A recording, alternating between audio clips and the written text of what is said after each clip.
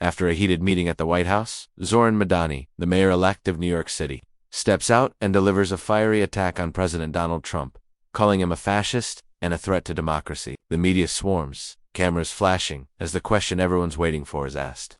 Do you still believe President Trump is a fascist? Mamdani hesitates for a moment, then answers sharply, yes, I still believe he is a fascist, a threat to democracy. Gasps ripple through the crowd, and inside the White House, the mood shifts. President Trump, who had treated Mamdani with respect just minutes earlier, is left stunned. He had welcomed Mamdani into the Oval Office, shared a laugh, offered advice, and even joked to ease the tension. But now Mamdani's words have turned everything upside down. Trump stares at the television, his jaw tightening, not in anger, but in hurt. Why would he say that? Trump wonders to himself, after being nothing but cordial. Within moments, the news spreads like wildfire. The country is in shock. How could he smile with Trump and then insult him outside? People across the nation feel betrayed. In New York, a retired firefighter shakes his head, whispering, "This hurts." The president trusted him. Even those who didn't vote for Trump feel the sting of this public betrayal. Meanwhile, inside the Oval Office, the mood remains heavy. Trump knows what comes next. He stands up, straightens his tie, and looks out the window. If he wants to play this game, he'll learn today, Trump mutters. Within minutes, the entire country is buzzing with outrage.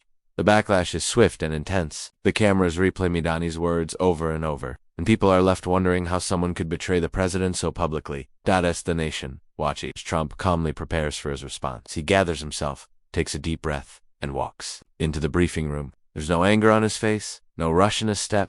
He stands at the podium, the room silent, everyone waiting for what he's about to say. His voice is low, steady, almost heartbreaking as he begins. When I invite someone into the Oval Office, I give them respect, he continues, explaining how he treated Mamdani with kindness, offering real solutions to New York's problems.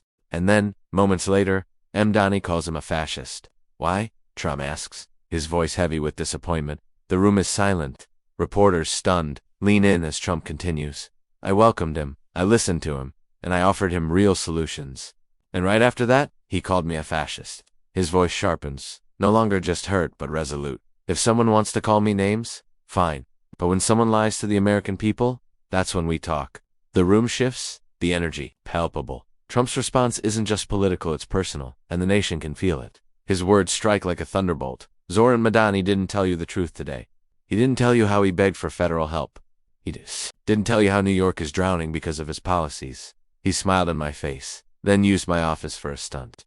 The truth hits hard. Trump exposes Mamdani's lies, revealing that the mayor-elect had privately asked for federal support to fix New York's problems, only to turn around and attack him publicly. As Trump continues to speak, the emotional weight of the moment sinks. And this isn't just about politics. It's about character, respect, and betrayal. Across the country, people are feeling the emotional toll of this revelation. In New York, families, police officers, and small business owners are shaken by the news. The trust that Trump had extended to Mamdani is shattered.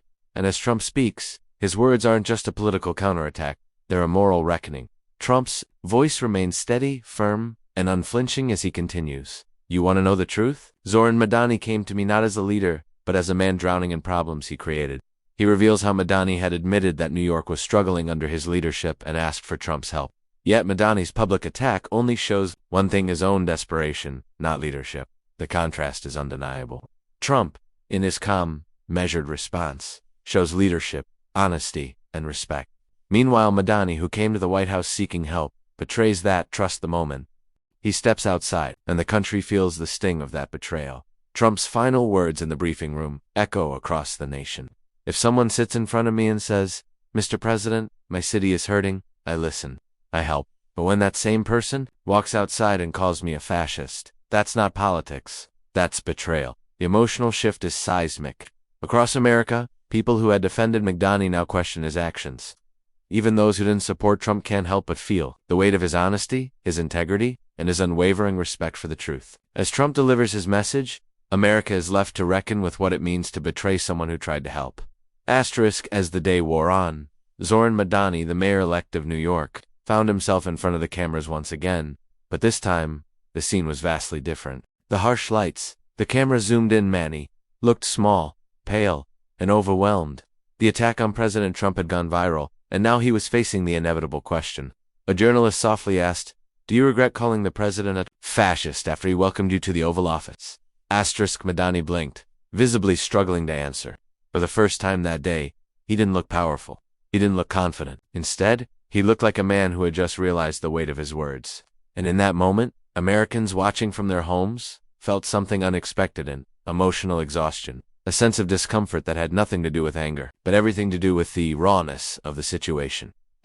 Meanwhile, inside the White House, President Trump was speaking with his staff, the weight of the day still heavy on his shoulders. "I don't want chaos for New York," he said. "I want families safe. I want people to live." That's all this was ever about. His team listened, visibly moved by his calm resolve. Asterisks across the nation. The contrast couldn't have been clearer. One man was reacting with panic, the other with calm. One was blaming, the other was explaining. One was reaching for the cameras, the other was reaching for the truth. And it hit home for millions of Americans. Sometimes strength isn't loud. Sometimes it's steady. And on that day, Trump stood steady, his calm a stark reminder of leadership. As evening fell, and the whirlwind of the day began to quiet. Something powerful began to spread across America. A shift was happening, a shift you could feel deep in your bones. Families sat together, replaying Trump's message about honesty and integrity. Truck drivers rewatched the clips on their brakes. Mothers whispered to their children, "That's what leadership looks like." Even lifelong Democrats, those who had never supported Trump, found themselves questioning the narrative. Maybe he wasn't the villain they painted him to be, some thought. Maybe he was trying to help. Back at Trump's residence, a staffer showed him the latest date and not polls or charts, but thousands of heartfelt messages from ordinary Americans. "Thank you, sir. You didn't shout. You told the truth. You reminded us what respect looks like. You stood tall. We felt it." Trump read several of these messages slowly, his expression softening. "This is why I fight," he murmured. "Not for power, not for applause, but for the people who feel forgotten." As the day closed, America realized this wasn't just a political clash, it was a reminder of character, loyalty, leadership, and humility. It was a reminder that truth, calm, steady truth, always cuts deeper than rage. And now, this is where your video hits home. If this story touched your heart, if it made you feel something deep, if it reminded you that honesty still matters in this world, don't forget to like, subscribe, and leave a comment sharing how this story made you feel. Your voice matters here. And if you want early access to special episodes and exclusive stories, join our membership today. Let's grow this family together.